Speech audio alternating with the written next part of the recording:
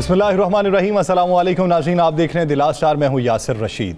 नाज़रीन, आज खैबर पख्तूनख्वा असम्बली का बजट पेश किया गया जिसका मजमूई तौर पर हजम 1118 अरब रखा गया।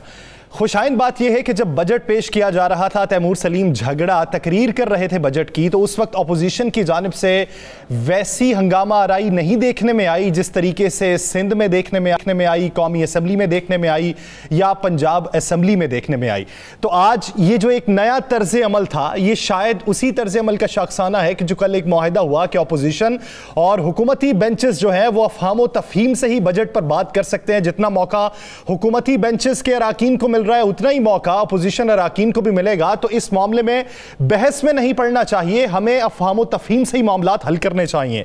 तो जो अब नया ट्रेंड सेट हुआ, इसके आने वाले दिनों में असरात क्या होंगे और जो बजट पेश किए गए उसका कुली तौर पर मुवाजना भी करेंगे। हमारे साथ मौजूद हैं सीनियर तज्जियाकार राना मोहम्मद अजीम साहब, इस्लामाबाद स्टूडियो से हमें ज्वाइन किया है राव खालिद साहब ने, सुहेल इकबाल भट्टी साहब ने, और कराची स्टूडियो से हमारे साथ मौजूद हैं सईद खावर साहब। आप तमाम अहबाब का बेहद शुक्रिया। राना साहब, सबसे पहले आपकी जानिब आता हूं। आज जो केपी असम्बली का बजट पेश किया गया, जिस तरह उन्होंने सेहत के बजट में 19% इजाफा किया है, तालीम के बजट में भी इजाफा किया है, मॉडल क्लासरूम्स बनाने का भी इरादा किया है, तो आप क्या समझते हैं पंजाब, सिंध और केपी का बजट किस हद तक ममासलत रखता है? और ये जो अपोजिशन का तर्ज अमल आज बड़ा ठंडा था, ये किस चीज की निशानी है? बिस्मिल्लाहिर्रहमानिर्रहीम। अस्सलातु वस्सलामु अलैका या सय्यदी या रसूलल्लाह, अस्सलातु वस्सलामु अलैका या सय्यदी या हबीबल्लाह। देखें यार सर, इसमें तो कोई शक नहीं कि दो बड़े टेलर चलने के बाद अब जो बजट टेलर हैं, बजट फ़िल्म है या बजट के अंदर जो हंगामाराई होती थी, उसमें काफ़ी हद तक फ़र्क आ गया, काफ़ी हद तक। और लगता यह है कि ये अपोजिशन और हुकूमत से ज़्यादा मामलात को दुरुस्त करने में किसी और ने अहम किरदार अदा किया है। पाकिस्तान को, चूँकि पाकिस्तान सबको अजीज़ है, पाकिस्तान सब चाहते हैं कि पाकिस्तान की पूरी दुनिया में इज़्ज़त हो, और जो कौमी असम्बली के अंदर हुआ या जो आज कोशिश हो रही है या अब तक हो चुका है बलूचिस्तान असम्बली के बाहर और अंदर, वो चीज़ें किसी सूरत में भी पाकिस्तान के लिए, पाकिस्तान के इमेज के लिए बेहतर नहीं थी। तो जिस पे सब लोगों ने किरदार अदा किया, मेरी बात से कोई इख्तलाफ करे या ना करे, लेकिन मुझे पता है कि बहुत से लोगों ने इसमें किरदार अदा किया और उस किरदार के मुताबिक अब बहुत सी चीज़ें बेहतर होना शुरू हो गई हैं। अल्लाह करे ये सदा बेहतर ही रहें और अपोजिशन एहतजाज ज़रूर करे, हुकूमती बेंचों से भी आवाज़ें ज़रूर आएँ, मगर वो जमहूरी रवैयों और जमहूरी अमल तक रहें। वो उस रवैयों, उस अमल तक ना जाएं कि जिसके बाद हमारे बच्चे, हमारी फैमिलीज़, दियार गैर में बैठे लोग ये कहने पर मजबूर हों कि ऐसी असम्बलियों की ज़रूरत नहीं है, ऐसे सियासतदानों की ज़रूरत नहीं है। जहाँ तक आपने बजट की बात की, तो देखें तीनों, बल्कि पाकिस्तान के चारों असम्बलियों का जब आप बजट देखते हैं तो कोई बजट भी ऐसा नहीं है जो ये कहे कि मेरा बजट ठीक नहीं है। सिंध वालों का दावा है कि उनका बजट सबसे बेहतरीन है और उन्होंने बजट में जो अदाद शुमार दिए हैं उनके मुताबिक वो बेहतरीन है। अपोजिशन उस पर तनकीद करेगी, ये इसी काम के लिए बैठी है। पंजाब का बजट पंजाब की हुकूमत के मुताबिक बेहतरीन है, अपोजिशन उस पर तनकीद करेगी। वफाकी बजट वो कहते हैं बेहतरीन है, अपोजिशन तनकीद करेगी। KPK का बजट वो कहते हैं बेहतरीन है, अपोजिशन तनकीद करेगी। अब देखना तो ये होगा क्या इन बजट से, इन तमाम चीज़ों से आम आदमी को फ़ायदा हुआ, पाकिस्तान की मौशियत को फ़ायदा हुआ, पाकिस्तान का दिफाई जो महाज है वो ज़्यादा मजबूत हुआ, पाकिस्तान के अदारों के अंदर मजबूती आई, पाकिस्तान में रहने वाले आम आदमी को, आम शख्स जिसकी हम बात करते हैं, जिसकी हुकूमत अपोजिशन बात करती है, क्या उसको कोई फ़ायदा हुआ? क्या उसकी बचत कोई हुई? क्या महंगाई में कमी हुई? क्या किसी बंदे की इनकम में इजाफा हुआ? चले महंगाई में आप कहते हैं मौजूदा हालात में कमी मुमकिन नहीं, लेकिन आप किसी की बचत में या किसी की आमदन में इजाफा तो कर सकते हैं ना। सही, वो उसके लिए कुछ ज़राए तो पैदा कर सकते हैं। यानी आम आदमी तक इसका इम्पैक्ट किया गया, ये देखने की ज़रूरत है। अपोजिशन और हुकूमत के बयानिए को एक तरफ रख दिया जाए। राव साहब, आप क्या समझते हैं, हम अगर बयानिया एक तरफ रखें और कुली तौर पर जायज़ा लें बजट इजलास का, वो चाहे किसी भी असम्बली का हो, आप क्या समझते हैं अब तक जो नुकात सामने आए उसमें से किस में बेहद बेहतरी देखने में आ रही है और कौन से नुकात ऐसे हैं जिसमें बोझ में इजाफा होता दिखाई दे रहा है? देखिए यासर, मैं बहुत पहले से कह रहा हूँ कि ये एक रस्मी कार्रवाई होती है बजट पेश करना। असल में with the passage of time आप किस तरह चीज़ों को लेके चलते हैं। आपका अगर तरक्याती बजट है, आप खर्च कर पाते हैं नहीं कर पाते, आपका बेसिक टारगेट उसमें क्या होता है, आप एम किस तरह करते हैं। मेरा ख्याल है ये पहली दफ़ा है कि इस दफ़ा जो एक महंगाई को मद्देनज़र रखते हुए, फिर जो सहूलतों के हवाले से आम आदमी को उसको मद्देनज़र रखते हुए बहुत सी चीज़ें एक डिफरेंट तरीके से करने की कोशिश की गई है, जिसमें एक सैलरीज़ को बढ़ाना, कमोडिटीज़ को कंट्रोल करने के लिए ज़राअत के पैकेज के ज़्यादा से ज़्यादा हमारी जो अजनास हैं वो ज़्यादा से ज़्यादा हों, ताकि हम जो फूड सिक्योरिटी का एक एलिमेंट है वो खुद कफील हों और उसके साथ प्राइसेस भी कंट्रोल हों, तो वो ज़्यादा उसमें मेरा ख्याल है काफ़ी आम लोगों को फ़ायदा पहुंचेगा। जहाँ तक कंस्ट्रक्शन इंडस्ट्री है, जो वज़ीर ख़जाना मरकज़ वाले थे, उन्होंने जो डेवलपमेंट बजट है उसका उन्होंने फोकस उस पर रखा। उन्होंने कहा कि ये जो डेवलपमेंट बजट जब हम खर्च करेंगे उससे बहुत सी इकनॉमिक एक्टिविटी जनरेट होगी, जैसे प्राइम मिनिस्टर कंस्ट्रक्शन इंडस्ट्री के बारे में कहते हैं, तो वो इकनॉमिक एक्टिविटी जनरेट करने के लिए एक दूसरा पहलू है, जिससे कह लें कि आर्जी तौर पे सही, साल के लिए सही, लेकिन कोई मजदूरी, कोई मिस्त्री, कोई बाकी जो रिलेटेड इंडस्ट्रीज़ हैं उसके लोगों को जॉब मिलेगी या बाकी इंडस्ट्रीज उससे मुतल्लिक है वो चलेगी। सारे सूबे तकरीबन फोकस इस तरह से रख रहे हैं। केपी के बजट का पर्टिकुलर मैं बात करूंगा, उसमें दो तीन चीज़ें बहुत उन्होंने की हैं। एक तो अर्शवाइल फाटा के जो ज़िला है उसके लिए बहुत बड़ी ह्यूज डेवलपमेंट मरकज़ भी कर रहा है, 115 अरब मेरा ख्याल है केपी ने उसके लिए एलोकेट किया है। दूसरा हेल्थ के लिए बड़ा, यानी वो तो पायनियर है इसमें, हेल्थ कवरेज देने के हवाले से पूरे सूबे को वो कवर कर चुके हैं। तीसरा जो उन्होंने तनख्वाहों में जो डिस्पैरिटी थी कि कोई हाउस रेंट में थी, कोई वैसे स्केल्स में थी, इस दफ़ा उन्होंने वो ख़त्म करने की कोशिश की है और मिला के मेरा ख्याल उन्होंने किया है कि 25% इंक्रीज़ हाउस रेंट वगैरह को उस पर बर्ज करके और हाउस रेंट लेवल करने की कोशिश की है।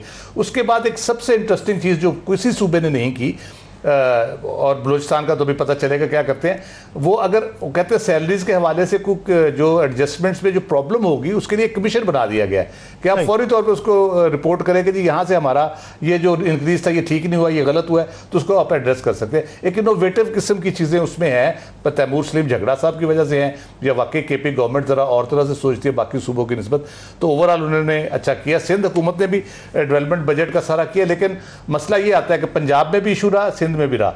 पंजाब में जब मुस्लिम लीग नून की हुकूमत ये इशू था कि बजट तो बड़ा अच्छा रखा जाता है डेवलपमेंट के लिए, लेकिन वो बाद में विड्रॉ करके लाहौर या एक दो बड़े शहरों में वो खर्च कर दिया जाता था। अब क्या वाकई वो दूसरे शहरों तक जाएगा? यही कराची का मसला रहा। कराची में जो डेवलपमेंट स्कीमें है या उसकी प्रोग्रेस होनी है वो उस तरह से नहीं हो पाती, और बाकी इलाकों में उसकी खपत, वहाँ पे दावे ज्यादातर होते हैं लेकिन अमल दरामद कम होता है।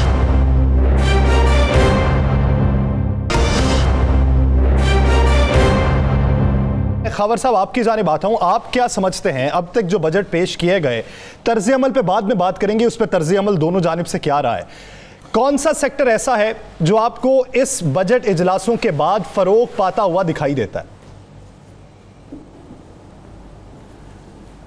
यासिर, मैं राव साहब की इस बात से तो इत्तेफाक करता हूँ। उन्होंने कहा कि ये जो फाइनेंशियल साल के लिए एक मिज़ानिया होता है जो दिया जाता है, जिसमें हुकूमतें अपने अज़ाइम का इज़हार करती हैं, मैं इसे मुआशी दस्तूर करार देता हूँ, जो हुकूमतें अपने एक साल के लिए बताती हैं कि इस आने वाले एक साल में वो अपने स्टेक होल्डर्स के लिए क्या करेंगी, आवाम के लिए क्या किया जाएगा, चीज़ों को, उनकी कीमतों को कंट्रोल में रखने के लिए क्या किया जाएगा, फूड सिक्योरिटी के लिए क्या किया जाएगा, पाकिस्तान के अंदरूनी और बैरूनी चैलेंजेस से निपटने के लिए किस तरह से माली इक़दाम किए जाएंगे।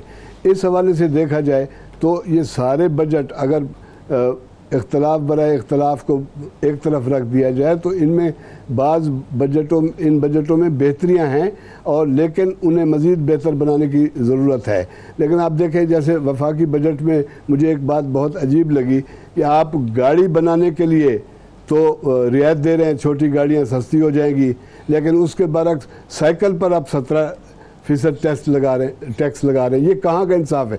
पैदल चलने पर मजबूर कर रहे हैं आप एक साइकिल सवार को, बजाय इसके कि आप उसके हालात बेहतर करें और वो गाड़ी की तरफ जाए, आप उसको पैदल चलने पर मजबूर कर रहे हैं। तो इस तरह की बातें हैं। मैंने जैसे पिछले भी आपसे गुफ्तगू में कहा था कि ये जब रैपर उतरेगा तो बहुत सारी चीज़ें आएंगी, लेकिन जहाँ तक ये जो मनाजिर का जिक्र किया आपने, उसमें मरकज़ में और सिंध में ख़ास तौर पे जो बजट के मौका पर इख्तलाफात सामने आए, मेरे ख्याल में अब हमें बालिग नज़री की मंजिल तक पहुंचना चाहिए और फिक्री तौर पे हमें इतना मजबूत होना चाहिए, ज़हनी पुख्तगी अब पैदा करने की ज़रूरत है ताकि हम बेहतरी का सामान जो है वो कर सकें और बेहतरी की नज़र हम रखते हुए आइंदा के फैसले कर सकें। इसकी ज़रूरत है। अब वो हमें माजी की तरह रवैये अगर अपनाते रहेंगे और उसी तरह एक दूसरे पर तनकीद दर तनकीद करते रहेंगे तो बेहतर तो हो नहीं सकता। भट्टी साहब, मैं आपकी जानिब आऊँगा, आप क्या समझते हैं? जिस तरह पाकिस्तान तहरीक इंसाफ की हुकूमत ये समझती है कि हमने डायरेक्ट महंगाई को टारगेट करना है, 3 बजट, कौमी असम्बली का, पंजाब असम्बली का और केपी असम्बली का, क्या वाकई महंगाई को टारगेट करते हुए दिखाई दिए? जैसे देखिए, बिल्कुल पाकिस्तान तहरीक इंसाफ को गुज़श्ता 2 सालों में बिलखसूस IMF के प्रोग्राम और दीगर जो हुकूमत की पॉलिसी थी और जो डिफरेंट एक्सपेरिमेंट किए गए, उसकी वजह से बड़ा दबाव था कि महंगाई की शरह में बेपनाह इजाफा हुआ। उसके साथ कोविड ने भी हुकूमत के लिए और आवाम के लिए बेपनाह मुश्किलात पैदा की, लेकिन इन तमाम तर सूरत हाल से निपटने के लिए मेरे मुताबिक इसके अंदर काफ़ी कोशिश की गई है।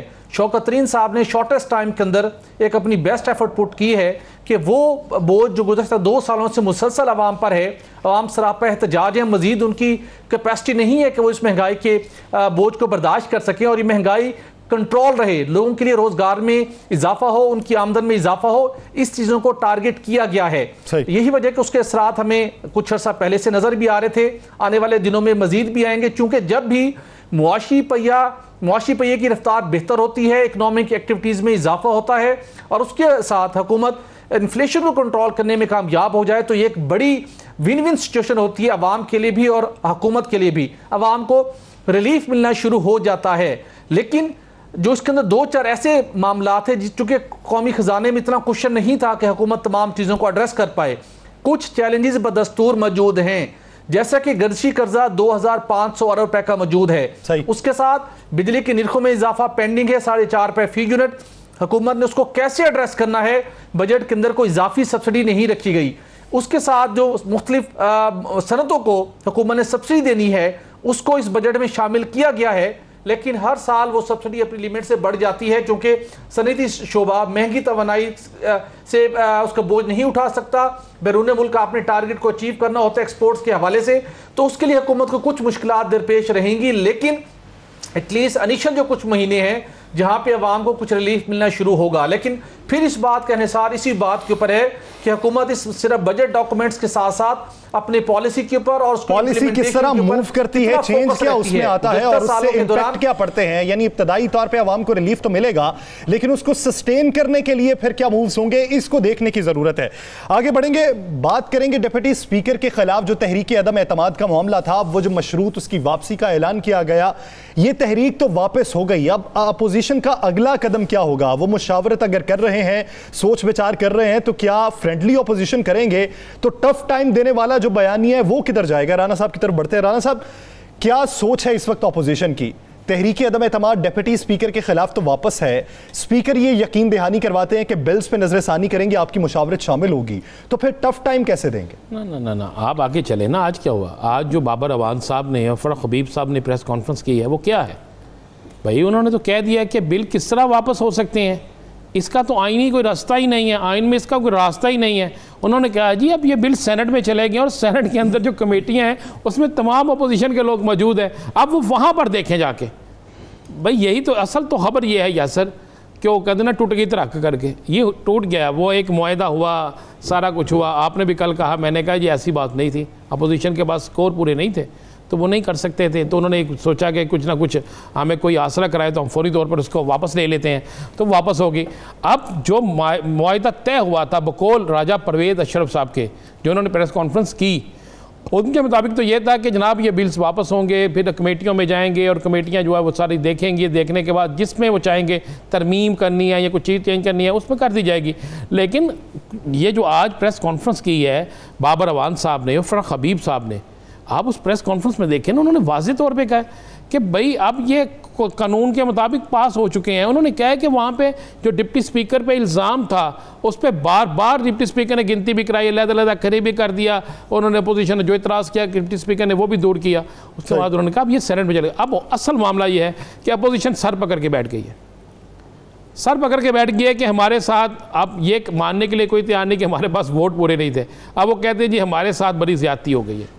बाबर अवान साहब की प्रेस कॉन्फ्रेंस के बाद अब आने वाले दिनों में मैं आपको बता दूं, अपोजिशन दोबारा कोई चीखो पुकार करेगी, दोबारा असम्बली के अंदर जो है वो शोर शराबा शुरू होगा, दोबारा वो इस पर संजीदगी से गौर शुरू करेंगे कि हमारे साथ जो हुआ है ये नहीं होना चाहिए था, अब क्या होंगे। अब कुछ लोगों से, अब आज हुकूमती और अपोजिशन बेंचों से कुछ अहम लोगों की आपस में गुफ्तगू हुई है जो इस सारे दौरानिए में एक दूसरे को इकट्ठा करने पे लगे हुए थे, तो उस पर अपोजिशन ने बाकायदा अपना गिला किया है कि जी बाबर अवान साहब और फराह हबीब साहब की जो प्रेस कॉन्फ्रेंस है, इसके बाद हम अपने साथियों को क्या जवाब दें। और अपोजिशन जो है उसके अंदर बड़ा इस मामले में शदीद इसराफ पाया जा रहा है। और आपको ये भी बता दूं कि इस पर कुछ अपोजिशन रहनुमाओं को तनकीद का सामना भी करना पड़ रहा है, उन लोगों से जो पार्लियामेंट के अंदर तो नहीं लेकिन पार्लियामेंट के बाहर बैठ के पार्लियामेंट की सियासत को इंजॉय भी करते हैं और उस पर अहकाम जारी भी करते हैं। तो यासिर ये मामला बिल्कुल तब्दील हो गया है। अब फ्रेंडली अपोजिशन या दूसरी अपोजिशन वो तो एक अलहदा मामला है। जिन नकात पर बकौल राजा परवेज़ अशरफ इत्फाक हुआ था उन सब से तो इनकार कर दिया। आप अगर प्रेस कॉन्फ्रेंस गौर से सुने बाबर अवान साहब की और फराह हबीब साहब की, तो आपको उसमें नज़र आ जाएगा कि अगर दोबारा ये कौमी असम्बली में ही ये बिल जो है डिस्कस होने हैं, उन्हीं कमेटियों में जाना, उन्होंने कहा सेनेट में जाएं, सेनेट में उनके लोग मौजूद हैं कमेटियों में, वो वहाँ पर उसे चेक कर सकते हैं कि अपोजिशन की जानिब से इस मौक़िफ़ की तायीद की जाती है, बहस सेनेट में लेके जाई जाती है, या फिर वो दोबारा से ये फैसला करते हैं कि हम तहरीक वापस लेके आएंगे। अब ये भी देखना है कि अगर तहरीक वापस लेके आएंगे तो जिस तरह मरियम औरंगजेब साहिबा कहती हैं कि अब हमारा बड़ा हो चुका है, अब डिप्टी स्पीकर नहीं स्पीकर के खिलाफ आएगी, तो फिर देखते हैं अगले दिनों में मूव क्या होगा। नाज़रीन, दीगर इश्यूज़ पर बात करेंगे एक शॉर्ट ब्रेक के बाद। स्टे विद अस।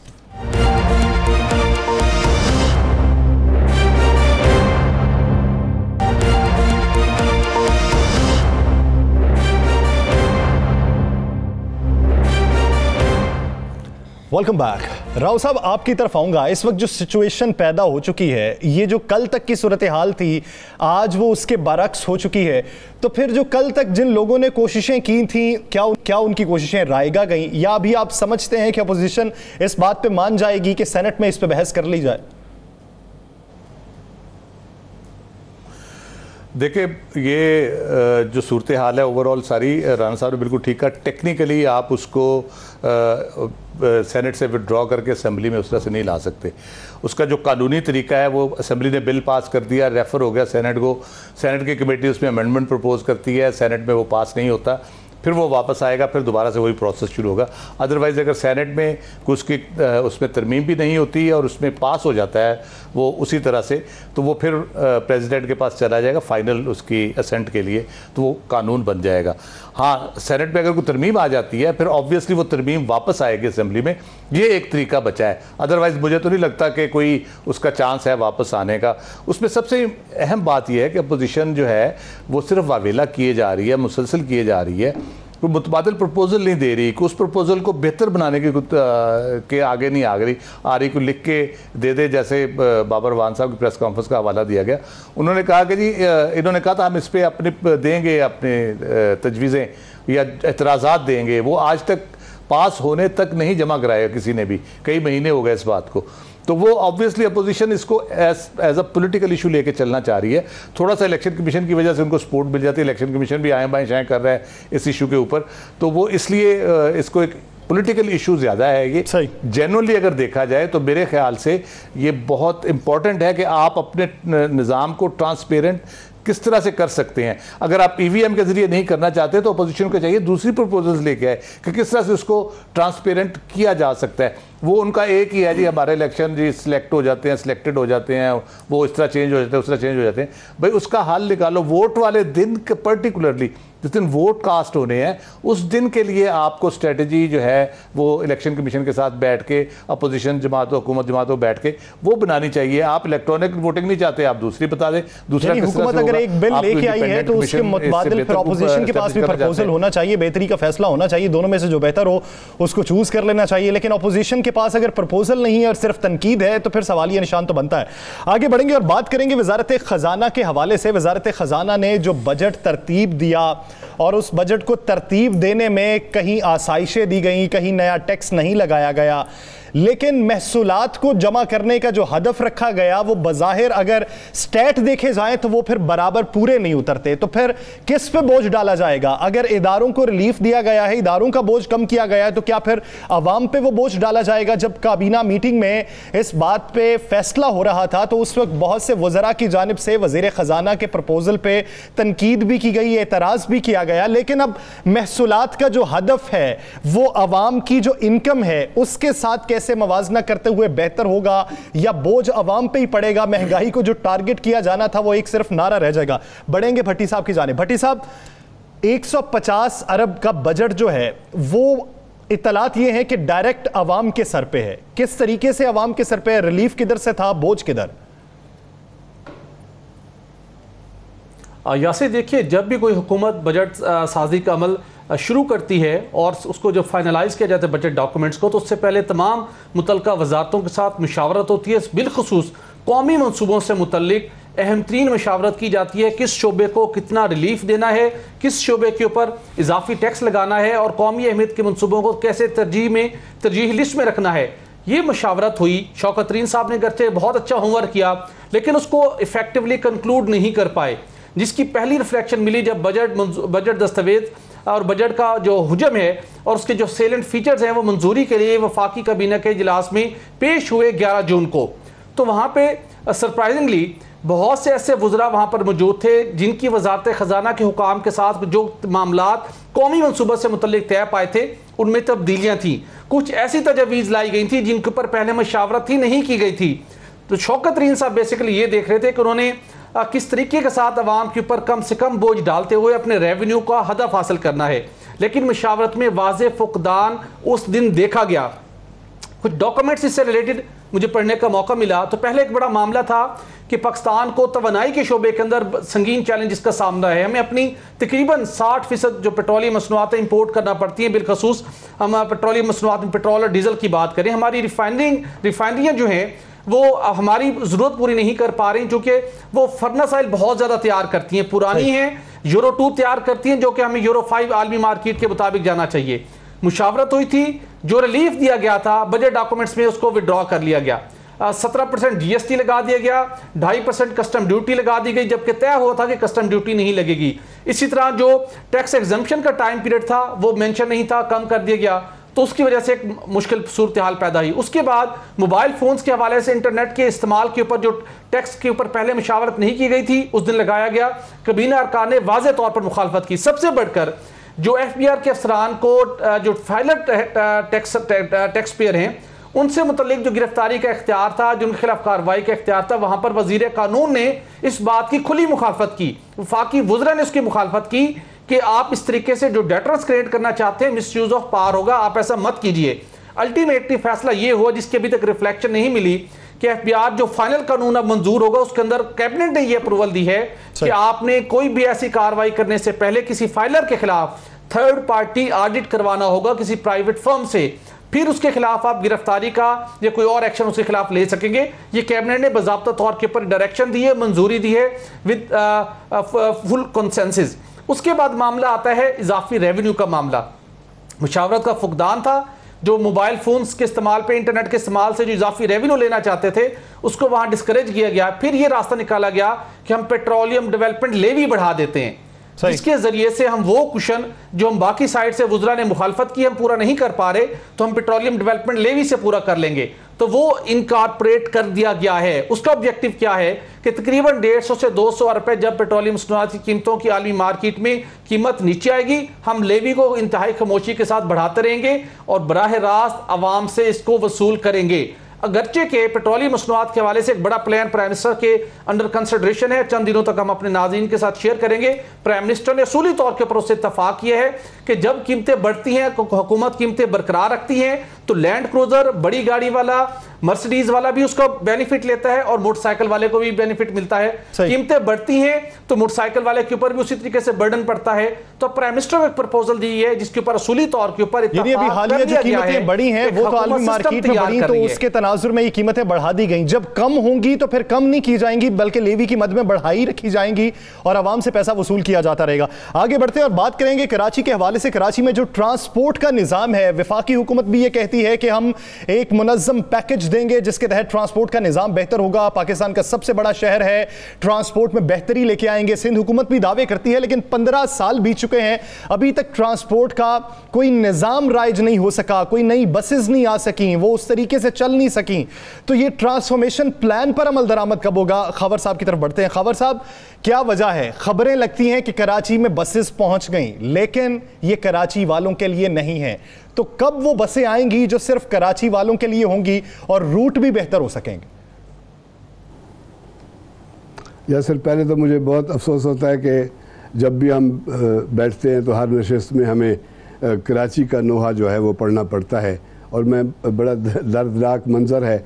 कराची दुनिया के 10 बड़े शहरों में से गैर मामूली आबादी वाले शहरों में एक बड़ा शहर है, और उसके बरअक्स जो सूरत हाल है सड़कों और ट्रांसपोर्ट के हवाले से, जो इसकी पोजीशन है, जो दुनिया के बदतरीन ट्रांसपोर्ट निज़ाम वाले और सड़कों के ख़राब निज़ाम वाले मुल्क हैं, उनमें सबसे आखिर में कराची शहर का तज़किरा मौजूद है। ये हमारे लिए तस्वीर बड़ी भयानक है, और जब भी हमेशा होता है, जब भी कोई हुकूमतें आती हैं, एक आध बार ऐसा हुआ है कि पाकिस्तान पीपल्स पार्टी मरकज़ में भी थी और सिंध में भी थी, वरना ये होता है कि मरकज़ में कोई और होता है, सिंध में और होता है, और ये जब हुकूमतों के दरमियान सियासी इख्तलाफात होते हैं और पॉइंट स्कोरिंग के लिए एक दूसरे के साथ लड़ते रहते हैं, तो आते ही बड़े बड़े मंसूबों की बातें करते हैं, जदीद ट्रांसपोर्ट के निज़ाम देने की बातें करते हैं। लेकिन पिछले, और ज़्यादा मैं दूर नहीं जाना चाहता, पिछले 15-20 सालों में मैं समझता हूँ कि कराची के लोग एक जो डिज़र्व करते हैं, एक मेगा शहर जो है वो एक मेगा ट्रांसपोर्ट सिस्टम से महरूम है। इस शहर में लोग, यकीन करें, इस शहर की आबादी के 42% लोग जो है वो खटारा बसों की छतों पर लटक कर सफ़र करते हैं और उनकी ज़िंदगियाँ ख़तरात से दो चार हैं। पाकिस्तान पीपल्स पार्टी MQM ये 35 साल से इसकी कराची में बरसर इक़्तिदार रहे हैं, लेकिन कराची में MQM माज़रत के साथ बहुत कराची को ओन करने का दावा करती है, लेकिन MQM भी इस मसले पर, पब्लिक ट्रांसपोर्ट के निज़ाम पर काम नहीं कर सकी। सिंध की हुकूमत को तो इल्ज़ाम दिया जाता है कि वो सिंध कार्ड खेलती है, लेकिन जो ठेकेदार हैं उर्दू बोलने वालों के या हमारे कराची वाले शहर की ठेकेदारी का दावा करते हैं, उन्होंने भी तो कुछ नहीं किया। लेकिन मैं समझता हूँ कि आप पिछले 2012 में जो मंसूबे दिए गए थे, येलो, इसका जो है येलो ग्रीन लाइन है, ऑरेंज लाइन है, रेड लाइन है, येलो लाइन है, इनमें से कोई भी मंसूबा तकमील के मराइल से नहीं गुजर सका। ये मंसूबे बहुत दिखाए जाते हैं, मंसूबे बहुत बनाए जाते हैं, चाहे वो वफाकी हुकूमत हो, सिंध हुकूमत हो, कराची की हुकूमत हो, कोई भी पार्टी हो, वो ठेके तो दे देते हैं, लेकिन उस पर अमल दरामद नहीं होगा, गबन होता रहेगा। तो कब अमल दरामद होगा और कब शहरी को सुकून मिलेगा, ये एक सवालिया निशान है। कब कराची की सूरत हाल तब्दील होगी, खुदा ही जानता है। आगे बढ़ेंगे और बात करेंगे आज़ाद कश्मीर इलेक्शन के हवाले से, एक ऐसे वक्त में कि जब हुक्मरान जमात जो हो उसी का ही नुमाइंदा किसी और जमात में शामिल हो जाए तो एक सवालिया निशान तो बनता है। राना साहब, पाकिस्तान मुस्लिम लीग नून, पाकिस्तान पीपल्स पार्टी या कोई भी और जमात, उनका अगर नुमाइंदा किसी और जमात में चला जाए तो ठीक है, PTI में आ जाए तब भी ठीक है, लेकिन पाकिस्तान तहरीक इंसाफ जो वफाकी हुकूमत में है, उनका आदमी किसी दूसरी जमात में चला जाए तो ये चल क्या रहा है आज़ाद कश्मीर में? यासर, यही बड़ी मज़े वाली बात है कि हमेशा आज़ाद कश्मीर के इलेक्शन में ये होता था कि जिसकी हुकूमत होती थी दूसरी जमातों के लोग उसमें शामिल होते थे।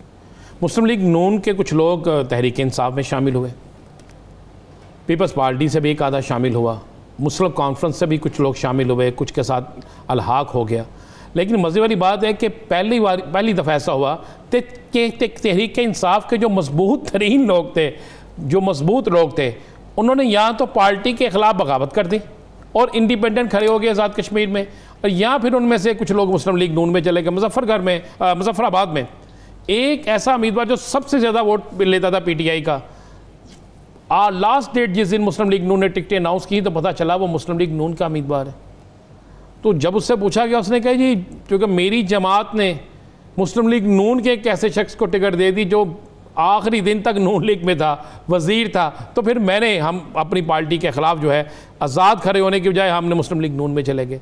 तो इस वक्त आज़ाद कश्मीर के अंदर 13 हलकों में तो तहरीक इंसाफ के अपने लोग जो हैं अपने उम्मीदवारों के खिलाफ खड़े हैं, बागी ग्रुप खड़ा है। आपको पता पिछले दिनों क्या हुआ है, बाकायदा तहरीक इंसाफ में शामिल होने वाले नून लीग के एक जो उम्मीदवार थे, उस पर तहरीक इंसाफ के ही लोगों ने, उन्हीं ही के वर्कर्स ने अंडे मारे, पथराव किया, बड़ा हंगामा हुआ। इसी तरह बहुत सी जगह ऐसी हैं जहाँ पे ये सारा कुछ चला। तो तहरीक इंसाफ पहली हुकूमत होगी वफाक पे कि जो आज़ाद कश्मीर के इलेक्शन में, याद रखिएगा आने वाले दिनों में आज़ाद कश्मीर के इलेक्शन का रिजल्ट भी देख लेंगे कि जहाँ पर उन्हें अक्सरियत उस तरह हासिल नहीं होगी जिस तरह मुस्लिम लीग नून अपने दौर में, पीपल्स पार्टी अपने दौर में लेती रही है। ये वाहद इलेक्शन होगा जिसमें तहरीक इंसाफ को बड़ी मुश्किलात पेश आएंगी। उसकी वजूहात बड़ी क्लियर सी हैं।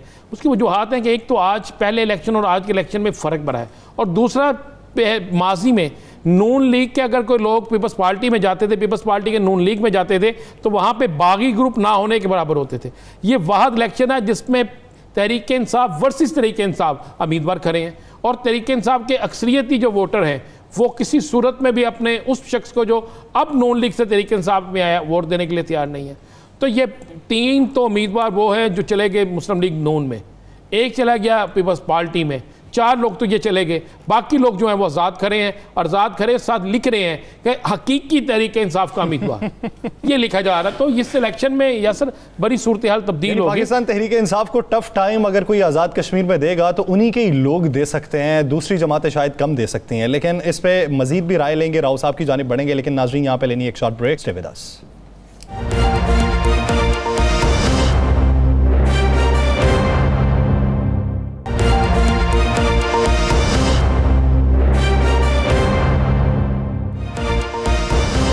Welcome back. नाज़रीन, ऐसे वक्त में कि जब आज़ाद कश्मीर में सरदार अतीक अहमद खान साहब जो साबिक वज़ीर आज़म भी हैं, उनकी जो पार्टी है उन्होंने इल्हाक कर लिया पाकिस्तान तहरीक इंसाफ के साथ कि आइंदा इंतखाबी इल्हाक होगा, हमारी जो सीट एडजस्टमेंट होगी, तो पाकिस्तान तहरीक इंसाफ के दीगर जो लोग हैं वो दूसरी पार्टीज में क्यों जा रहे हैं या वो अलग टिकट पे क्यों खड़ा होना चाहते हैं? राव साहब की जानिब बढ़ेंगे। राव साहब, आज़ाद कश्मीर की सियासत में हालिया क्या तब्दीली वाक़ हुई है कि जिसकी वजह से लोग पीटीआई से मुतनफ़र हुए? देखिए, मुतनफ़र की बात उस तरह से नहीं है, ये बदकिस्मती है पीटीआई की। इलेक्शन जब भी होता है और टिकटों की तकसीम ख़ास तौर पे जब होती है तो इनको इसी किस्म का सामना करना पड़ता है। इस्लामाबाद में वो अच्छे इनके जो सेक्रेटरी थे जो बेसिकली टिकटों को डिसाइड कर रहे थे, उन बेचारे बुजुर्ग आदमी को यहाँ पे लोगों ने उन पे हमला भी किया टिकटों की तकसीम के हवाले से। अभी सेनेट के इलेक्शन में टिकटों की तकसीम के हवाले से आप देख लें किस किस्म की रेजिस्टेंस आई। बलूचिस्तान में कैंडिडेट चेंज करना पड़ा, इस तरह सिंध में फिर प्रॉब्लम हुई। पीछे 2018 के इलेक्शन में मियाँ साहब के करीबी अजीज़ और बहुत अच्छे दोस्त सारे जो थे उनके काफ़ी सारे जो नाराज़ हुए वो बुनियादी तौर पे टिकटों की तकसीम के हवाले से इख्तलाफात शुरू हुए जो बाद में बहुत ज़्यादा बढ़ गए और उसके बाद अलहदगी उनकी हो गई। तो ये एक बदकिस्मती है इनकी तहरीक इंसाफ की, इनको टिकटों की तकसीम करनी नहीं आती या ये ग्राउंड रियलिटीज़ को नहीं देखते।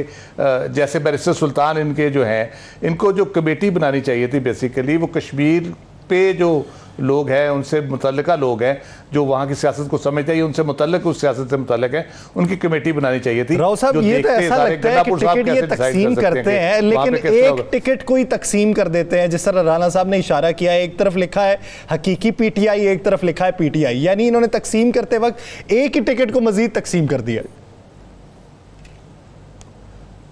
एग्जैक्टली, तो वो उसकी वजह से आप देखें इनके लिए प्रॉब्लम बढ़ती चली जाएगी। उसके ओवरऑल कश्मीर के लिए प्रॉब्लम होगी। आज़ाद कश्मीर में जो असेंबली बनेगी, मेरे ख्याल इस दफ़ा बहुत तंग किस्म की वो असेंबली होगी। जोड़ तोड़ वहाँ आसानी से हो जाता है, कोई बहुत हंगामा तो नहीं होगा, लेकिन एक किसी भी जमात के लिए एक अक्सरियत लेना, 50 का हाउस है उसमें से अक्सरियत लेना बहुत मुश्किल हो जाएगा। तो ये इस किस्म की चीज़ों से इनको इज्तनाब करना चाहिए था। एक ट्रेडिशनली आज़ाद कश्मीर में लोग देखते हैं मरकज़ की तरफ, जब मरकज़ में जो हुकूमत होती है हर दफ़ा यही रहा है, कभी मेरा नहीं ख्याल कभी ऐसा हुआ। अगर हुकूमत किसी और जमात की भी है तो जो सिटिंग गवर्नमेंट होती है फेडरल अगर बाद में आती है तो उसके साथ सरदार कयूम साहब थे, बेनज़ीर के साथ भी उनका हो गया था एक टाइम पे आके, सरदार अतीक का भी हो गया था, जबकि वो बिल्कुल अपोजिट थे। ज़ियाउल हक के यानी बड़े वो मद्दा थे और बेनज़ीर के साथ बिल्कुल उनका कोई बनती नहीं थी। तो वो हो जाते हैं इनके साथ, लेकिन पीटीआई के साथ बदकिस्मती है ये कि ये टिकटों की तकसीम के मामले के ऊपर इनको कोई प्रॉब्लम है, पता नहीं कोई इनबिल्ट फॉल्ट है इनके अंदर कि ये हमेशा से इस तरह से इनके साथ होता है और बाद में कभी चेंज कर रहे होते हैं। अभी तो मेरा ख्याल है वो मरहला भी गुजर गया, अब टिकटें चेंज भी नहीं कर सकेंगे वहाँ पे इनको बहुत मुश्किल का सामना रहेगा। राना साहब, आज हम जिक्र करना भूल गए बलूचिस्तान असम्बली के हवाले से। एक तरफ केपी असम्बली का हवाल था और दूसरी तरफ बलूचिस्तान असम्बली का, यानी टोटल ऑपोजिट दिखाई दिया। अपोजिशन अरकान पर लाठीचार्ज हुआ, पुलिस भी बुलाना पड़ी, आंसू गैस हुई, अपोजिशन अरकान जो हैं वो 3 जख्मी भी हो गए। तो क्या वजह है बलूचिस्तान के अंदर कि जो हुक्मरान जमात है उससे अपनी ही जमात के कारकुन भी नाला हैं, वो पाकिस्तान तहरीक इंसाफ से भी अक्सर गिला करती है, तो अपोजिशन का जो रवैया है इस हद तक वो क्यों अग्रेसिव हुआ? देखिए, मैंने पहले स्टार्ट में कहा था कि बलूचिस्तान में कुछ चल रहा है और बलूचिस्तान में वही हुआ है। देखिए, आज जो वहाँ पे हुआ, पुलिस खड़ी होगी, पुलिस ने अपोजिशन को पहले एहतजाज नहीं करने दिया, अपोजिशन वाले और पुलिस एहलकारों से आपस में हाथापाई हुए, बड़ा भरपूर एहतजाज हुआ। बलूचिस्तान हाई कोर्ट ने आपको पता ये भी आर्डर कर दिया कि वो तमाम रास्ते खोल दिए जाए, चाहे वो रास्ते जो बलूचिस्तान असम्बली के बाहर बंद थे या शहर के दीगर जगहों पर बंद थे, इस वजह से कि लोग एहतजाज करने आते हैं, उन रास्तों को 1 घंटे के अंदर 1 या 1.5 घंटा भी इतना टाइम दिया गया कि खोल दिया जाए। तो उसके बाद आज बजट और बजट इजलास, फिर उसके बाद ये सारी सूरत हाल, ये तो होना ही था। देखिए, बलूचिस्तान में सूरत हाल चेंज है। स्पीकर वज़ीर आला बलूचिस्तान के खिलाफ है, वज़ीर आला बलूचिस्तान स्पीकर के खिलाफ है, इनकी आपस में एक ही हुकूमत में होकर सख्त इख्तलाफ रहता है। तो उसके बाद अपोजिशन जो है वहाँ पे वो भी मौजूद है और अपोजिशन हर सूरत में चाहती है, वहाँ देखें ज़हन में रखिएगा, वहाँ पे मौलाना फजल रहमान का हल्का अहबाब है, वहाँ पे अख्तर जो मेंगल है उसका हल्का अहबाब है, वहाँ पर अचकज़ई है, वहाँ पर दीगर जो है हुकूमत मुखालिफ तंजीमें वो मौजूद हैं, वहाँ पर उनके लोग मौजूद हैं। तो ये तवक्को नहीं, इससे बल्कि ज़्यादा तवक्को थी कि इससे ज़्यादा वहाँ पे कुछ हो सकता है, क्योंकि बलूचिस्तान के अंदर हमेशा आप बलूचिस्तान असम्बली का कोई एक बजट मुझे दिखा दे, कोई एक बजट जो पुरअमन तरीके से हुआ हो, जिस पे ये लेकिन आज तो इंतहा हो गई है ना। उम्मीद तो थी कि शायद जिस तरह केपी में कुछ तब्दीली आई है या जिस तरह कौमी असम्बली में कुछ तब्दीली आई है तो ये कुली तौर पे ही तब्दीली हमें देखने को मिलेगी, लेकिन ऐसा नहीं हुआ। भट्टी साहब, आप क्या समझते हैं कि इस वक्त जो सूरत हाल पैदा हुई बलूचिस्तान असम्बली में बिलखुसूस और कौमी असम्बली में गुज़श्ता रोज़ जो होती रही है, तो ये हमें पॉजिटिव चेंज किस तरीके से लाना चाहिए? यानी आप अपोजिशन अरकान पे डंडे बरसाएं, आंसू गैस की शेलिंग करें, यानी आम आवाम नहीं, अब तो वो लोगों पे आंसू गैस की शेलिंग हो रही है जो अरकान असम्बली हैं, तो ये असल बेहतर हल क्या निकलेगा इसका? यासर, अलमिया है ये बड़ा, हमने ये तवक्को की थी कि कौमी असम्बली के अंदर जो कुछ हुआ था वो आइंदा दोबारा कभी ना हो, और अच्छी बात थी कि अपोजिशन और हुकूमती अरकान के मबैन एक तरीके का तय हुआ और कौमी असम्बली में तो हाउस इन ऑर्डर हो गया। केपी के अंदर भी देखा सूरत हाल काफ़ी बेहतर थी, लेकिन मामला ये जो जहाँ तक बलूचिस्तान की असम्बली का मामला है, बलूचिस्तान के अंदर ना किसी भी पार्टी जो पोलिटिकल पार्टी के इंटरेस्ट हैं उससे ज़्यादा इंडिविजुअल के इंटरेस्ट वो ज़्यादा वहाँ पर स्ट्रॉन्ग है, प्रवेल करते हैं। पार्टी के बजाय इंडिविजुअल अपने मुख्तलिफ मफादात की रोशनी में वो मसाइल भी पैदा करते हैं और वहाँ पर जो अपने टारगेट्स अचीव करने के लिए वो प्रेशर ग्रुप का रोल भी प्ले करते हैं। लेकिन जब ये बजट का मामला था और जो पहले कौमी मंजरनामे के ऊपर जो सारी सूरत वाज़ेह हो चुकी थी, काश कि आज ये सब कुछ ना होता। वहाँ पर किसी कोई भी साल हो, वहाँ पर जो मुख्तलिफ हुकूमत और अपोजिशन के अरकान के मबैन एक कन्फ्लिक्ट रहता है, इवन हुकूमती अरकान के मबैन भी, चूँकि एक पार्टी का स्ट्रॉन्ग होल्ड नहीं है वहाँ से भी अचानक वहाँ पर इख्तलाफ और बगावत शुरू हो जाती है। लेकिन यहाँ पर इस वक्त जो मौलाना फजल रहमान साहब का एक फैक्टर है वो भी बहुत काफ़ी एक्टिव है और उसके साथ काफ़ी अरसे से पहले भी वज़ीर आला बलूचिस्तान को हटाने के हवाले से मूव हुई, लेकिन वो कामयाब ना हो सकी। तो लेकिन आज अगर ये सब कुछ एक्सपेक्टेड था तो वज़ीर आला बलूचिस्तान को ये चाहिए था अपोजिशन के साथ कोई तय करते कि ये सूरत क्या करते। भट्टी साहब, खबर साहब आप ये देखिए, मैं खबर साहब की जानिब एक स्टांस ले लूँ, फिर हमें ब्रेक पे भी जाना है। खबर साहब, आप क्या समझते हैं कि वज़ीर आला पे बोतल फेंकी गई, मुश्तइल अफराद शीशे तोड़ दें असम्बली के, तो ये असम्बली है, अखाड़ा है, मोहल्ला है क्या? देखिए, एक तो इससे ज़ाहिर होता है कि बलूचिस्तान के लोग जो है वो सख्त गुस्से और इश्तियाल में हैं, उन्हें मुतमईन किया जाना चाहिए। मुख्तलिफ महाज़ों पर जो उनके अंदर बेचैनी पाई जाती है उस पर उन्हें मुतमईन किया जाए और उन्हें एतमाद में लिया जाए। और अगर हुकूमत और अपोजिशन ही लड़ती रहे वहाँ पे, अगर तो बात विफाक की हो तब तो समझ में आती है। मैं वही अर्ज़ कर रहा हूँ कि वहाँ जो इस वक्त बरसर इक़्तिदार पार्टी है वो रातों रात इसलिए बनाई गई कि वो बरसरे इक़्तिदार आएगी। जो सियासी जमातें सियासी जदोजहद से निकल कर आगे नहीं बढ़ती, उनका यही हाल होता है। आप ये देखेंगे जिस तरह, यानी अगर आप हुकूमत में शामिल हैं या अपोजिशन में हैं तो आप नुमाइंदगी कर रहे हैं अवाम की। क्या अवाम ये समझते हैं कि आप इस तरह की हल्ला गुल्ला करें या इस तरह की हंगामा आराई करें, उनकी बेहतरी के फैसले की बजाय आपसी लड़ाई में वक्त गुजार दें? सोचना होगा हम किस तरफ को गामजन हैं। नाज़रीन, से मुझे और सब मेहमानों को दीजिए इजाजत। अल्लाह ने के बाद।